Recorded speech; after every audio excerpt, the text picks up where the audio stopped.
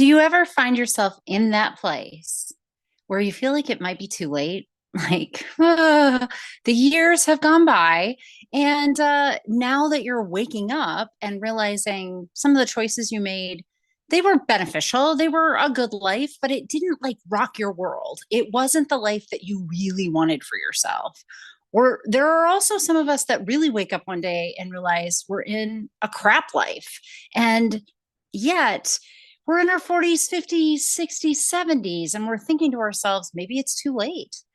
Well, my guest today, Sia Robles, is going to talk to you about how it's never too late to be happy now. In fact, that is her practice in California. She calls it choose to be happy now.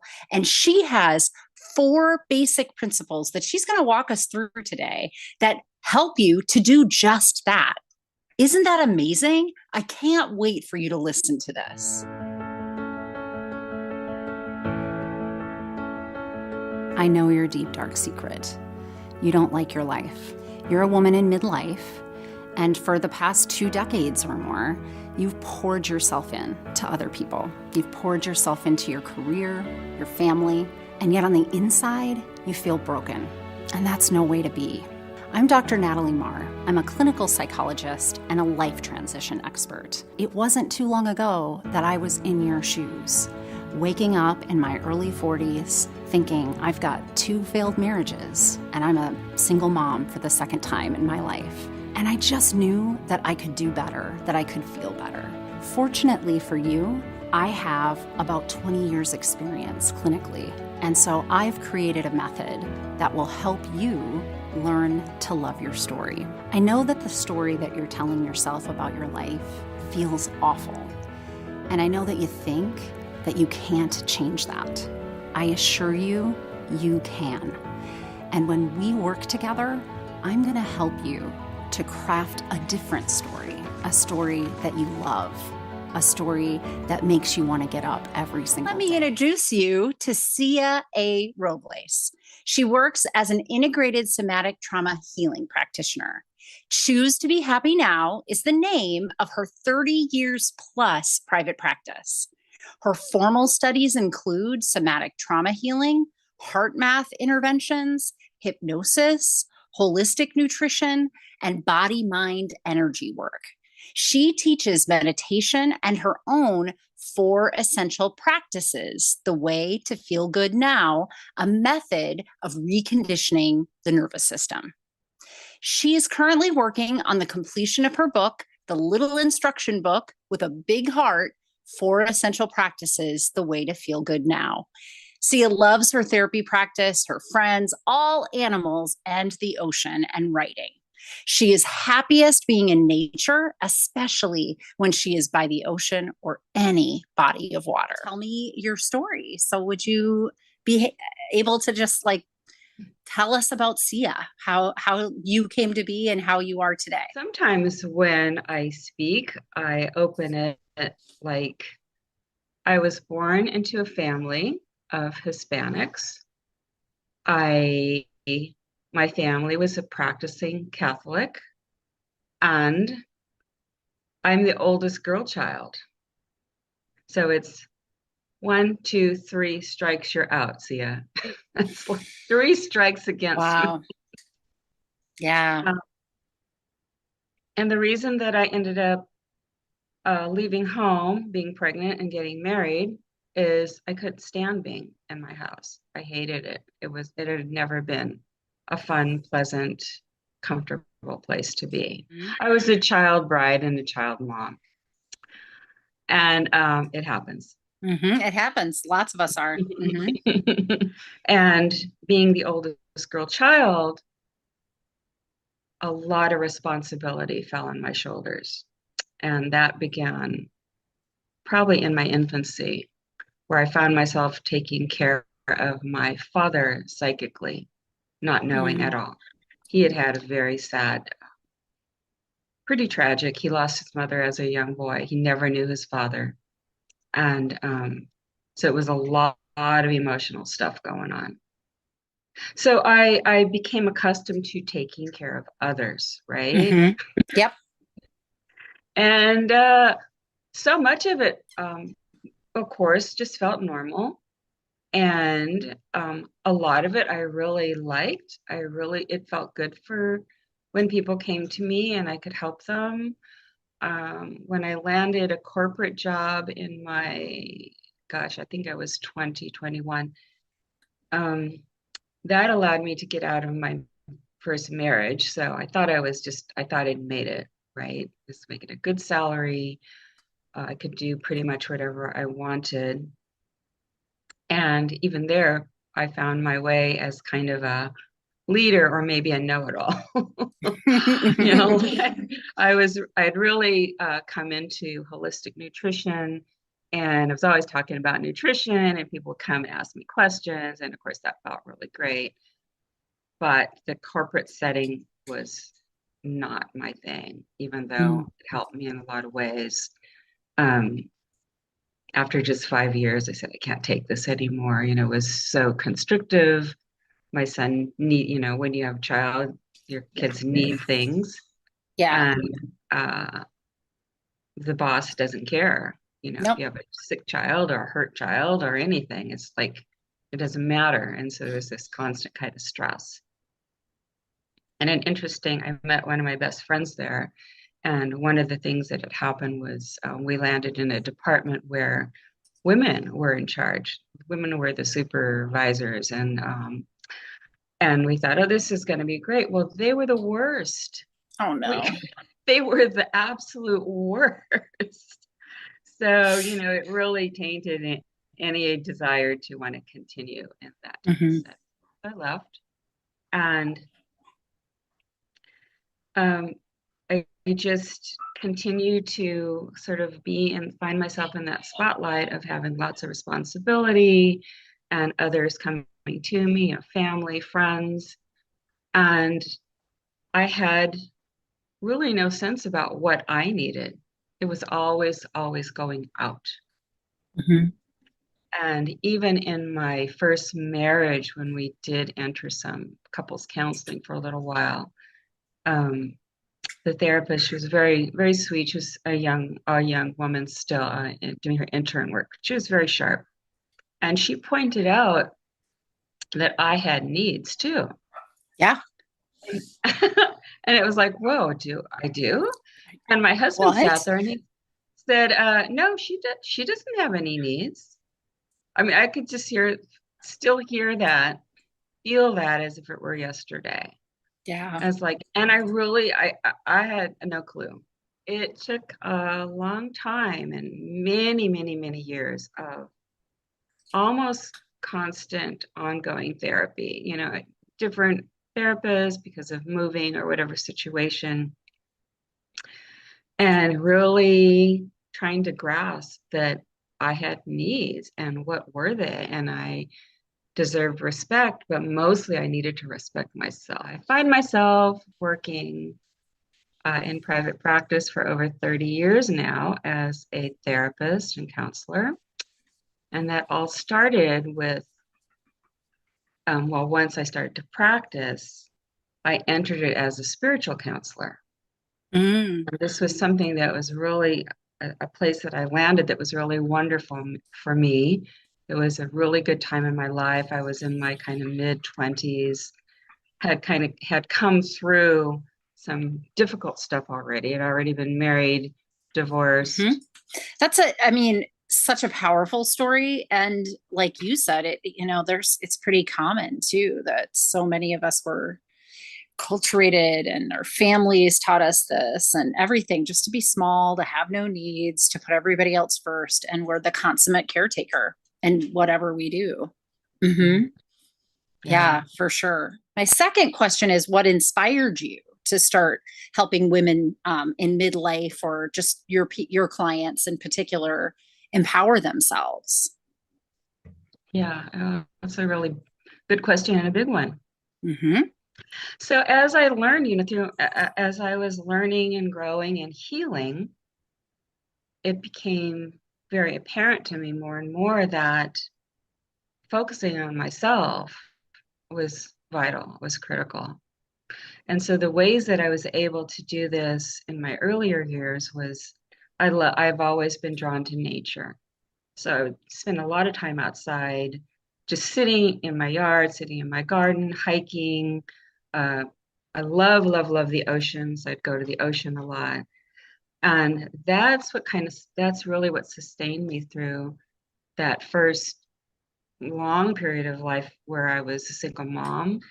And then many years later, I became the single grandmother of my granddaughter. Mm-hmm. And always, though, drawing to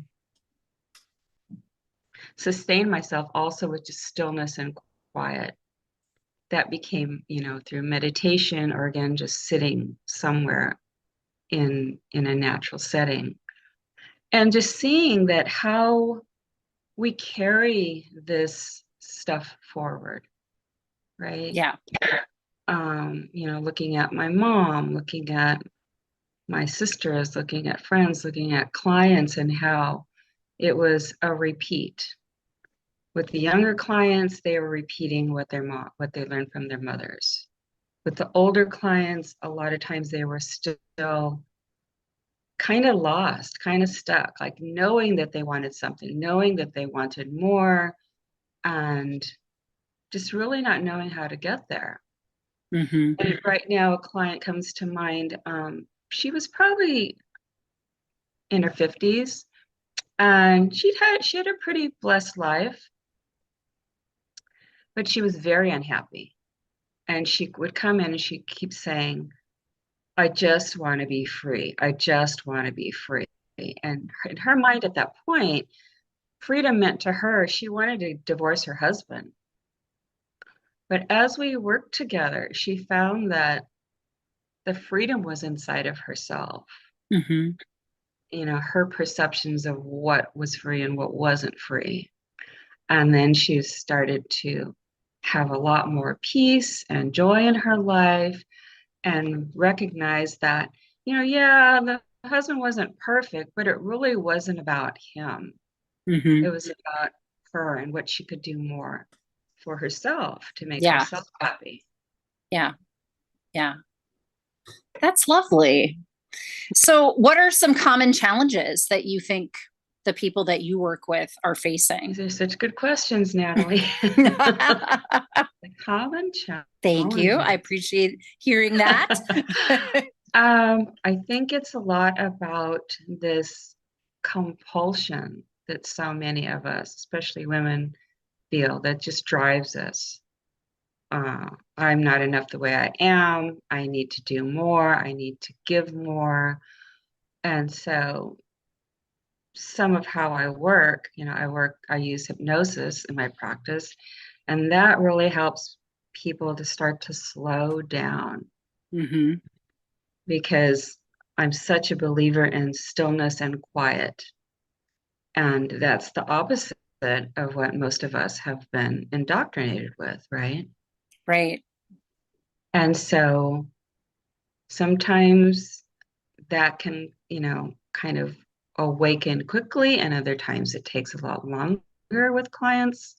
I'm thinking right now about another client that she was just so busy, so driven. Part of that was her conditioning. And then, of course, she landed in a family situation where she really wanted to leave her husband as well. And this one seemed to be probably more appropriate. However, they had two children and she couldn't trust him with her kids. He didn't pay attention. Mm-hmm. And she was really worried and she just felt like there's no way I can not be around.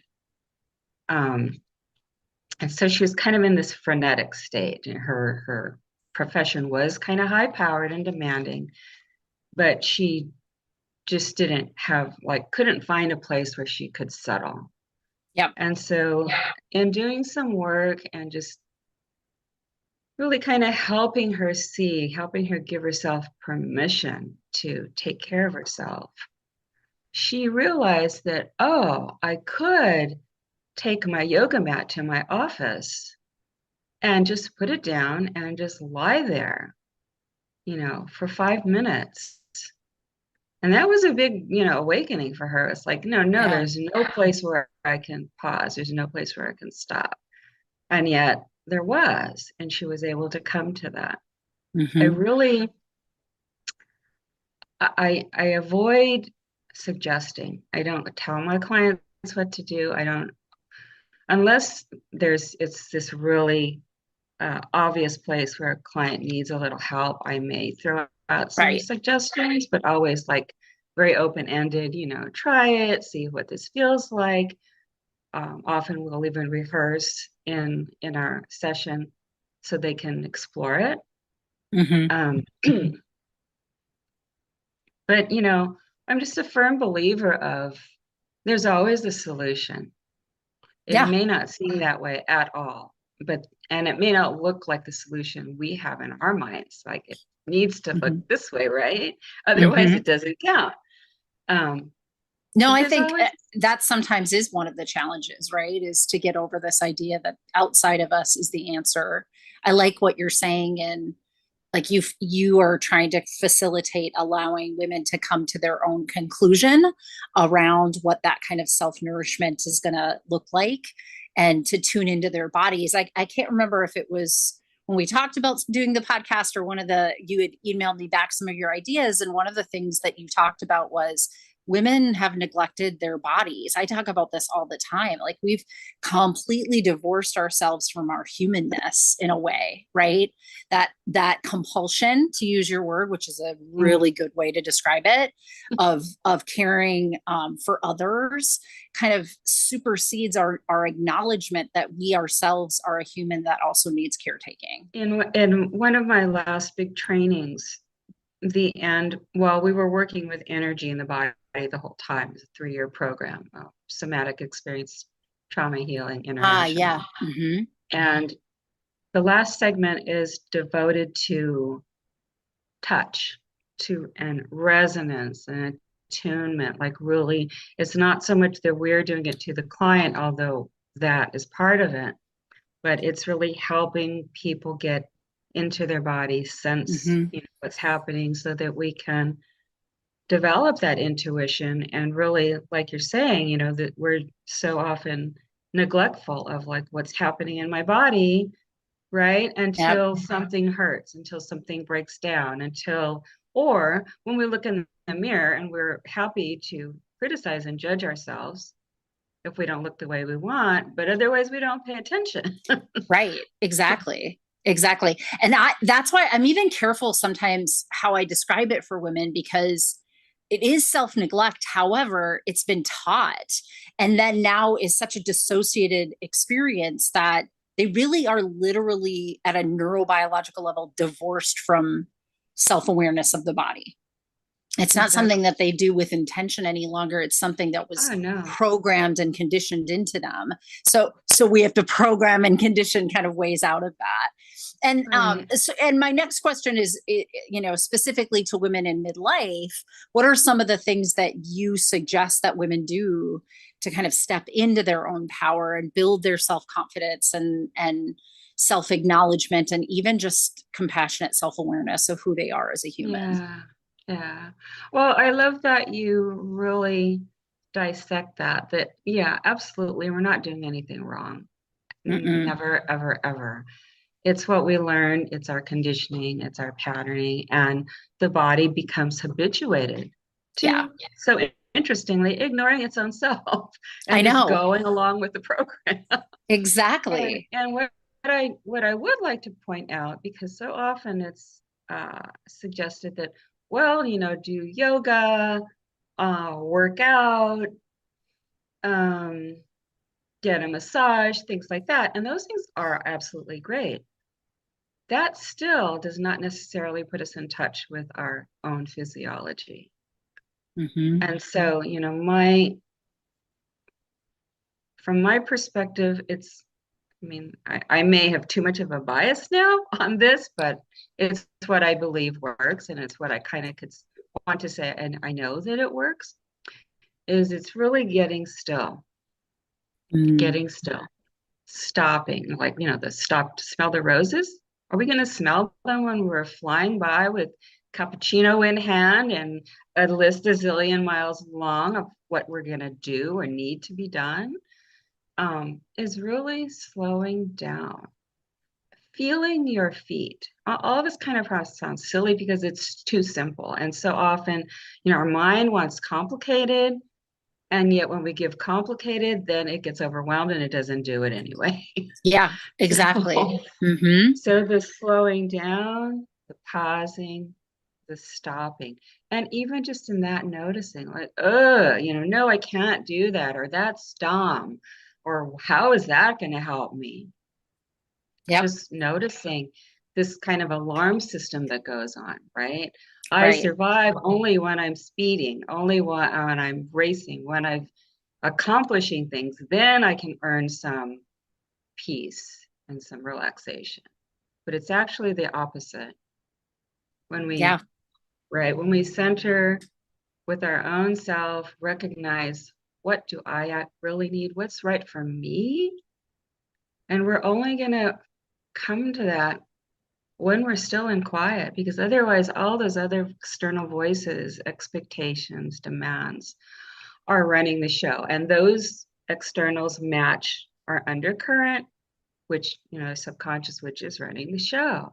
Yeah. And Right. what often I have clients do is become the observer or the witness, and we play with that. Like, imagine uh, you're the director and you're the producer of, Mm-hmm. like, this fits right for you, of the story, right? Right.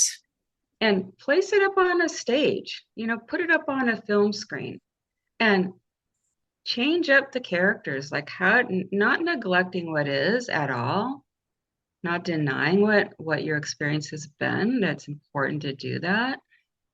And now let's see, how do I want it? How do I want it to continue? How do I Mm-hmm. want to move forward? Mm-hmm. Play with that and see what happens. And see what happens. Right.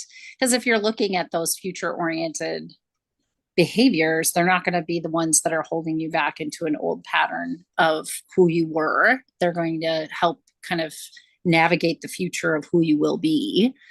And yeah, I love imagery exercises like that in meditations. Yeah. Those are But some of but my the real favorite. key here, is what you asked about, how we can recognize our bodies, is sensing the energy, right? Sensing the energy, like when I'm on stage and now I'm saying no to something I usually say yes to. How does that feel in your body, right? Mm-hmm. Feel your feet, feel your back, feel your arms, you know, notice your breathing, notice your heart, Mm-hmm. because people can go get along a lot of, mileage from just visualizing, because that does shift the energy in our body. But when we Sure. go directly to the energy in our body, that's really where we ground. Right. Right. So tell us a little bit about your four-pronged approach, or however you Mm. encapsulate that, because I know that's Sia and I met writing in our writers accountability group, and so we're both authoring books, and you're really almost there. I'm so excited. But she has a really great approach that can help us with some of these things that she's been talking about so far. Okay, thanks for asking that. Yeah. So my private practice is called Choose to Be Happy Now. The book title, the working book title, but I think this one's going to stick, is called um, How to Feel Good Now, or the four essential practices, the way to feel good now.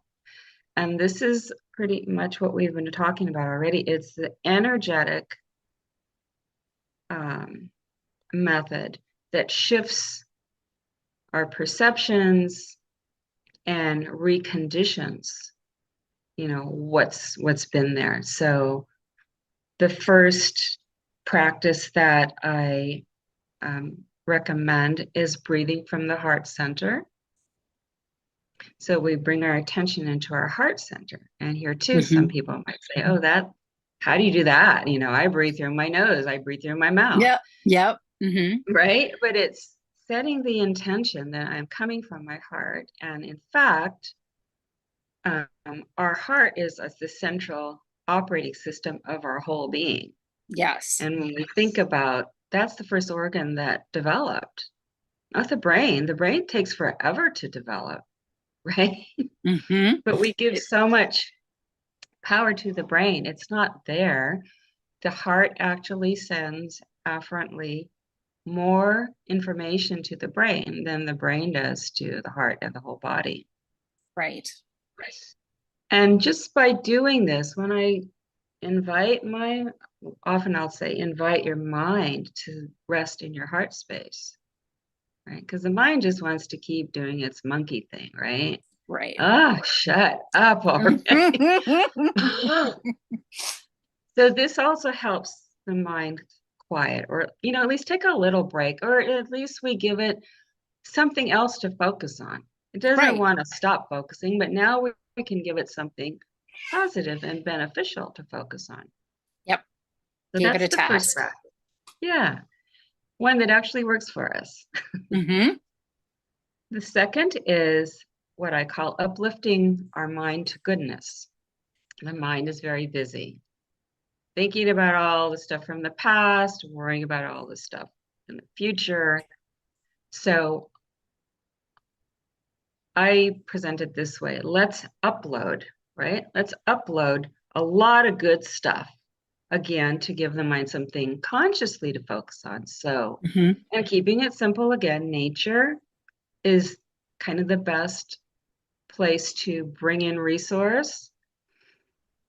So looking at the blue sky, or even if it's cloudy, I mean, it's like so powerful, right? It's everywhere. Mm-hmm. The sky is everywhere.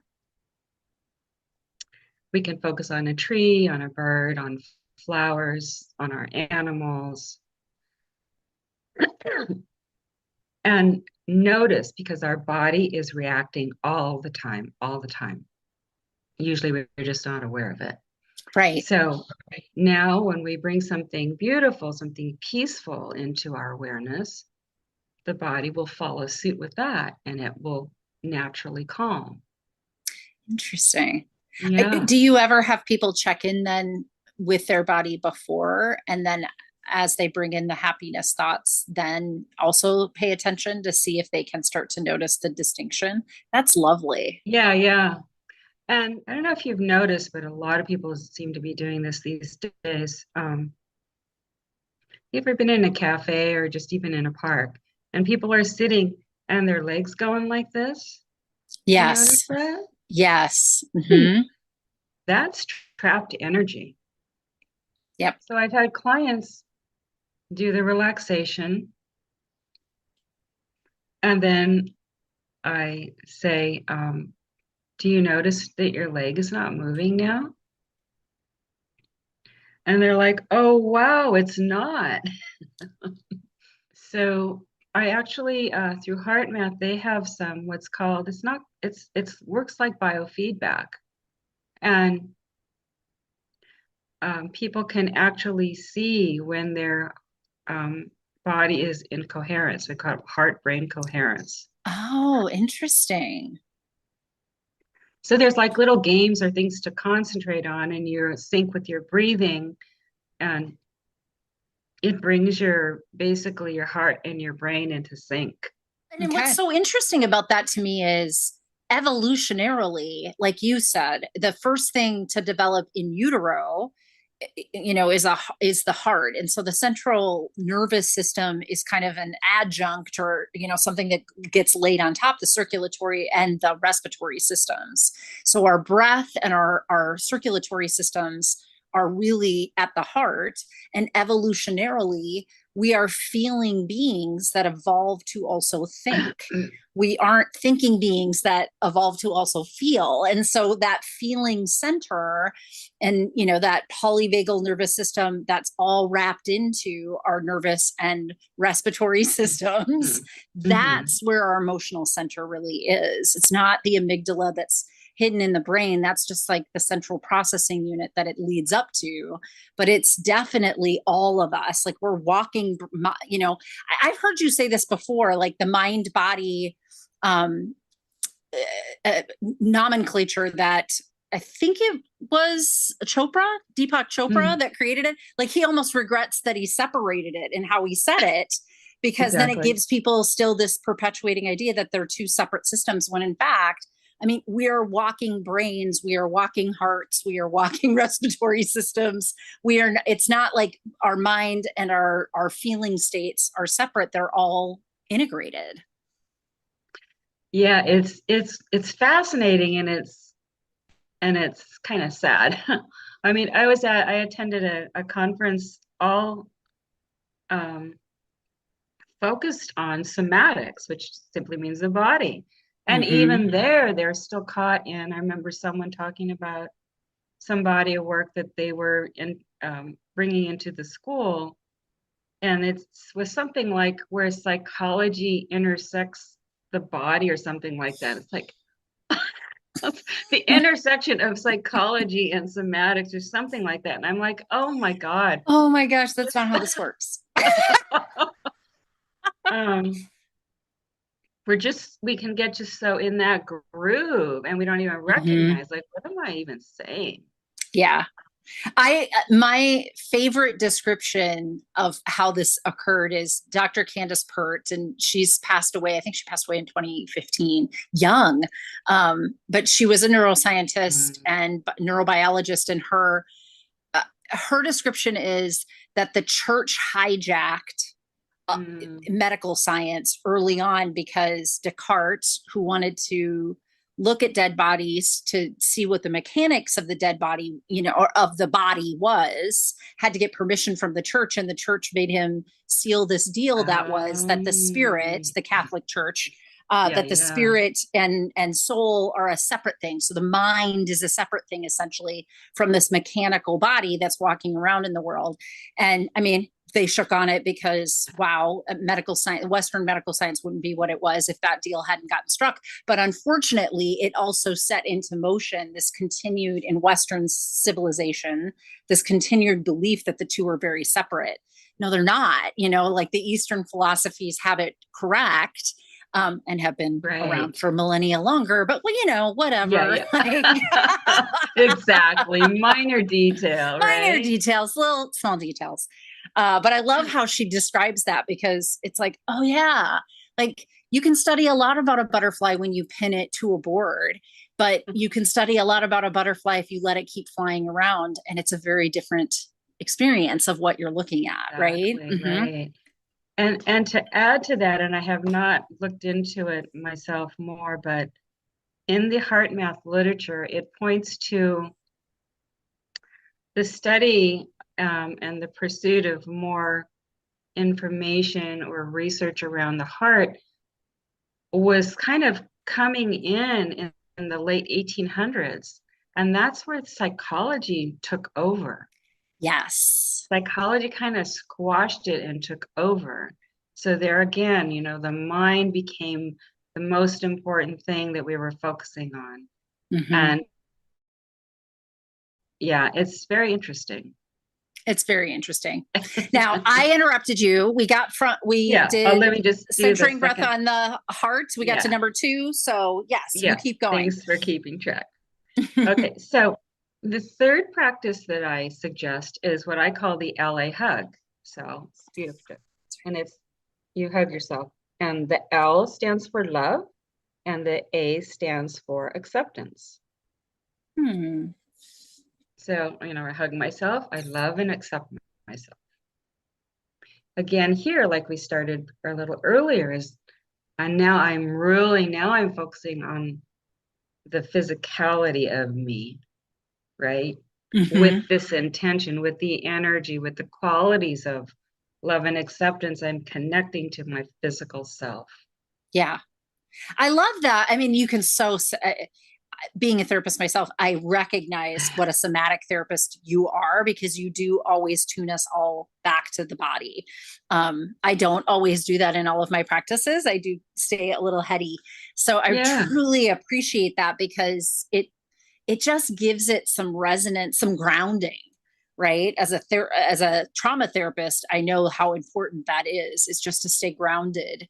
And physically, our body is the one thing that escapes no experience that we live. So if you keep grounding to your body, it really solidifies these practices that you're talking about. Yeah. Yeah. And my intention is to, with this method that anybody can practice. Um, I'm keeping it light at this stage because a lot of times, again, people are not aware of their bodies, and even just touch might stir something. So we're just Mm-hmm. keeping it. I love and accept myself. Just give yourself a hug. Yeah. Um, you know, and just think, well, the next part is the fourth practice is inviting in that loving self-talk Mm-hmm. again. And so front loading, let's have a lot of, think about what do you, maybe not even going back, what would I have liked to have heard? But what do you want to hear from, a friend, a family member, a client, a professional, a colleague? What are words that would light you up when someone says, "Oh, Natalie, man, you are so skilled. You are just you're so informed. You're so professional. I love your work, and you seem like such a great person." Like, right? I mean, it Yeah, that feels feels a nice, lot. right? That feels so good to hear stuff like that. Yes. Yeah. And so, we can, what can be really helpful as always, I believe, and is, writing it down. Like, what are some of the Mm. words, like some phrases, some sentences that you so appreciate from someone else, and now we're going to just record that and Mhm. give it to ourselves Yeah. so that it starts softening and dissolving the old self-talk of, oh, I made another mistake, I'm so stupid, oh, I forgot this thing again, I'm so forgetful, or like, especially as we get older, well, my body's breaking down, I need to find a pill to take care of this pain, I can't remember anything, because it's just part of getting older. Yep. This is all what we've been taught, and it is not true. It doesn't need to be true. Right. We can Right. still be happy. We can still have sharp minds and memories, and Hmm. we can still learn new things, and it's all still possible for us. Right. Exactly.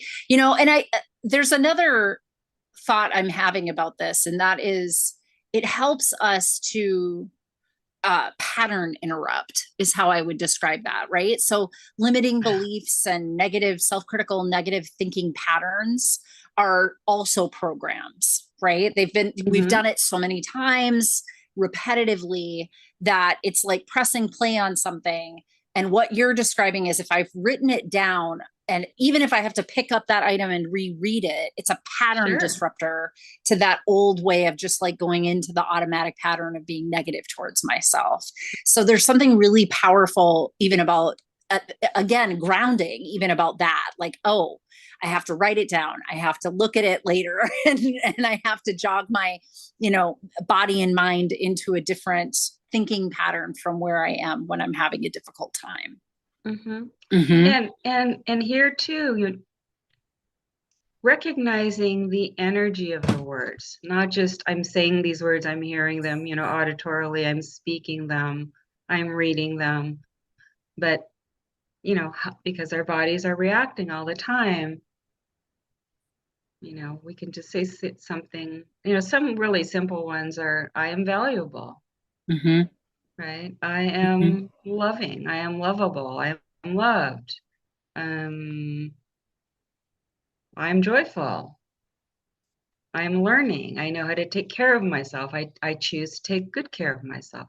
All of that is Yeah. like, it's like a nice warm bath. And we just want to keep feeding that, keeping that warm bath like tapped off, not Yep. overflowing, but like nice and high, and Mm-hmm. just the way that we want it. I often refer to this as a reservoir of resource. So it's Yes. always there. Yes. And I totally, yeah, I agree with what you're saying about the interrupter, because often that's what we need to do. And we can have all of this resource, just it's already there, Mm-hmm. so that we catch ourselves, oh yeah, I've already got this. I've got this. I Yep. am providing this goodness for myself. Yep. Exactly. Exactly. Yeah, we could talk forever. We really could.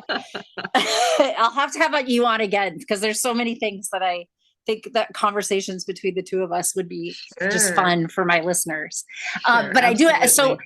one of the things that I'm helping women in midlife with is this idea of feeling stuck. So, so Mm, often those patterns that we're referring to are the patterns of caring for everybody else. It builds in this idea of neglecting oneself or even just becoming detached or dissociated, that you are a self that also needs caring and deserves your time and energy. So, what's your advice for women who are in that stuck place? well, I'd really like to kind of engage this with you. Yeah, sure. One thing I'm thinking about is when, let's say, when you have a client and they're saying, I'm really stuck, if you bring up, are they feeling their feelings? Are you feeling your feelings? Are you, what's going on for you? Are you sad? Are you scared? Um, right? Do you feeling Mm-hmm. anxious? Mm-hmm. Um, like something that one example, I have a friend who her son, um, he became very ill, and part of it's addiction. He's hugely overweight. It's so sad because he's this really nice kid. I met him years ago when he wasn't in such a dire state yet. Yeah. And we met over lunch. She was up visiting her daughter, and we got together. And she would just do this sort of like almost mechanical self-talk. Well, um, I just, I can't have him in my home anymore because it's hurting me, it's hurting my health. And, he's just going to have to, I just don't know, but I just have to be strong. And, and I reached over and I just put my hand over hers, Mm-hmm. and she started to cry. She said, I never do that. I can't go there. I have to be strong. I said, you need to honor your feelings. This is your son. You Yeah. are sad. This is painful. Yeah. Yeah. Right? So Mm-hmm. with a time of conditioning of being strong and I can do this, we might be thinking I'm pushing through, but we're pushing through from the same place. Yeah. Yeah. I think one of the commonalities I'm thinking, and you did say this earlier about the observer self, between the strategy you're describing right there and where I start with women is, well, you noticed it though. So let's work from that place. Wherever you are right now, where you're able to have the vantage point of, I feel stuck, that is the right place to be to formulate change. And what we're going to have to let go of is some of our old programmed beliefs that there is a right way to do this change or there's a right road to be choosing. Instead, I just want you to, like stay open to this idea that the future version of you who's living an unstuck life has all those answers for you. And all she is going to let you know is the next right thing to do. When you get Mm-hmm. centered and we teach you some of these other, compassionate self-awareness, having compassion for yourself, how to step into your own power is really from that vantage point to keep asking yourself, and what's the next right thing for me to do? What would that future version of me who's living my best life tell me is the next thing to be doing in this moment here? But you have to have that observer self vantage point to know the Right. discomfort of where I am is not okay, right? And you don't want to run to old behaviors like this lady would push through and stay strong, because we know that push through and stay strong are old maps to old destinations she's already been, and it hasn't worked yet, or she wouldn't be sitting with you. And I say the same to the people that come to me. If you're feeling stuck and nothing has worked so far, but you have this inclination you're going to try an old habit, that's probably just because it's habit, right? Like, of course, those are the Yeah. first things that occur to us. And old maps go to old known destinations. This new destination, it's off your map. You're charting new territory altogether. Mm-hmm. Yeah.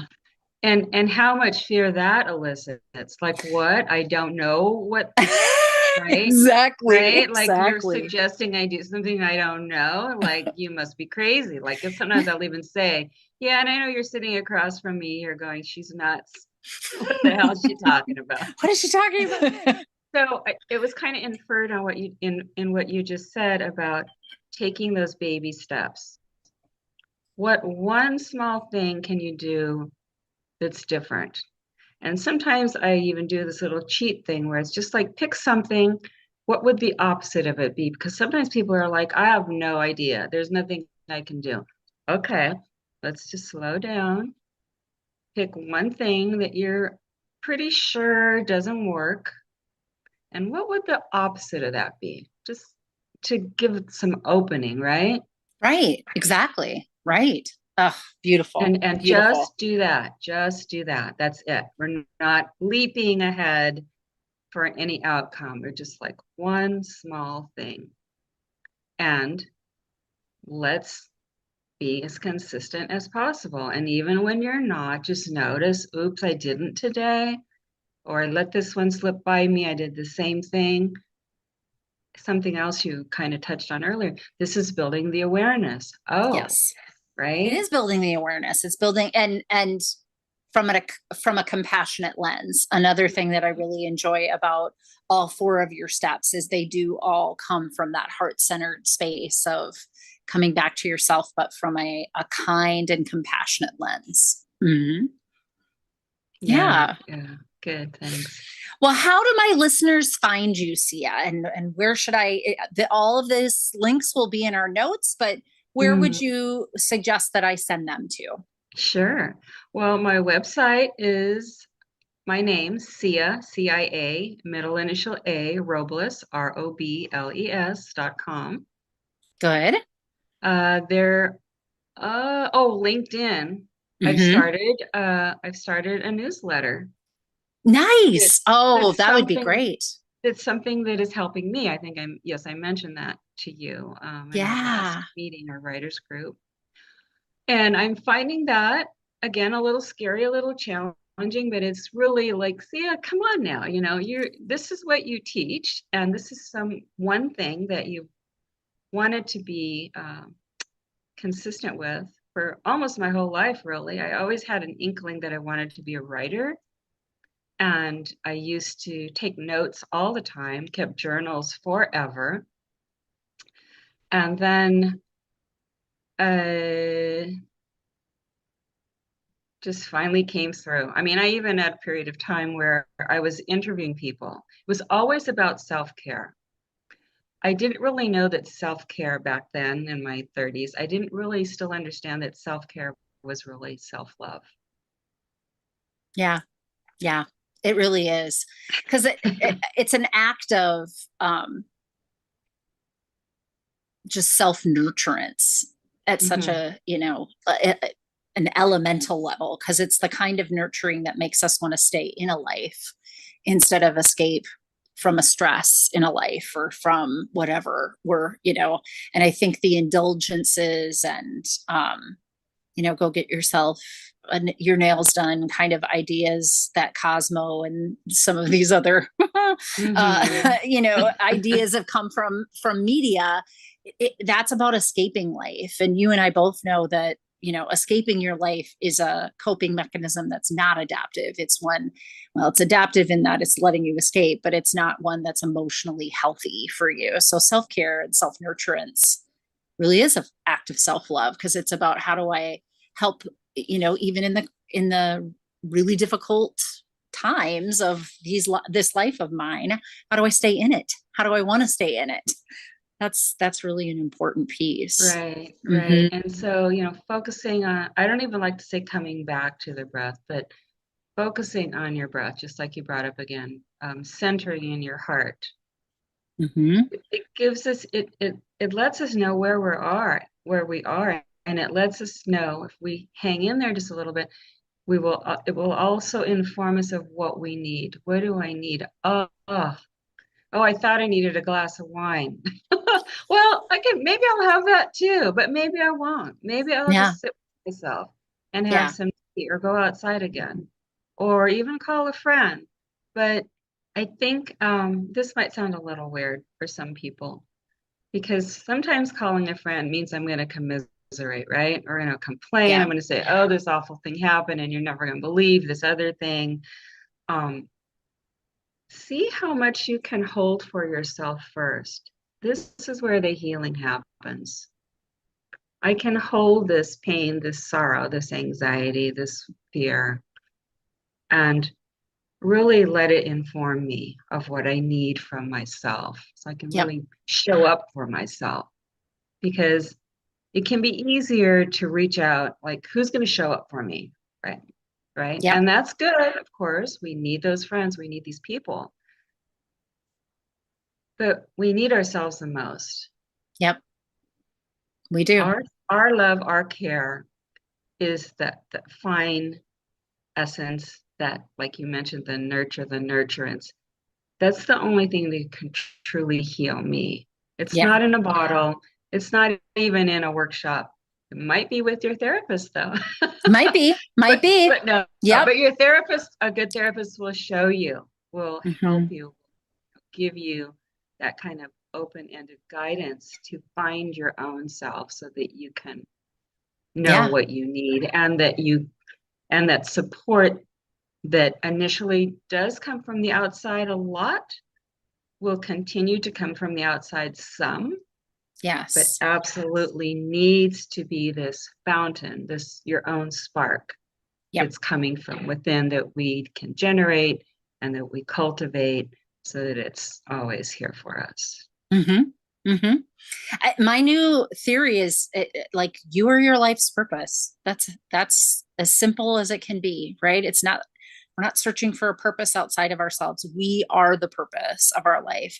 And there will be lots of things and people and all sorts of stuff that get in alignment with that purpose at different seasons in our life. But the truth is, at the heart of all of it is us. We're the purpose that's been set forth for ourselves. Mm-hmm. Yeah, I like that. I like that. I feel that way very similarly as well. Yeah, yeah. I mean, it looks a little different each season, but it's definitely Yeah. me that's right in the center of all of it. And maybe I look a little different each season. Now that I think about that. Well, thank you so much for being on the podcast, Sia. It's just been a pleasure having you. Yeah, well, thank you so much, Natalie. Yeah, absolutely. I am so happy that I got to share that with you and that Sia shared with us all of her 4 essential practices in depth, really gave us some great examples from her own practice, from her own life, and really helped us to embrace this idea that age is a number. We can be in middle age in our 70s if we want to. We can still be early adults if we want to in our 40s. That it all is really a matter of the mind more than it is a matter of the body. And she teaches us how to link to our body as a healing guide in our process, which I think is just amazing. And I also just want to highlight that she really did a great job of showing us why it's important to do this internal work. In psychology, we call it inner child work. But when we're rescuing the parts of us that have gotten left behind, that feel like it's too late, it really is a remarkable transformation when we're able to free and transform ourselves from those old patterns and programming in our thinking and in our feeling and in our being. So I hope on your journey to learn to love your story, this helped you get a little bit closer. All right. So I'm adding a little addition here. It's the legal stuff.